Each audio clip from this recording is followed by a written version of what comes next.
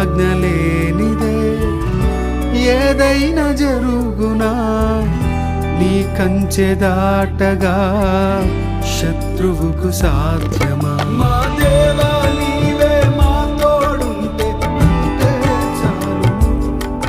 అపవాది తలచిన కీడులన్నీ వేలైపోవును. మా దేవా నీవే మా తోడుంటే అంతే చాలు. అపవాది తలచిన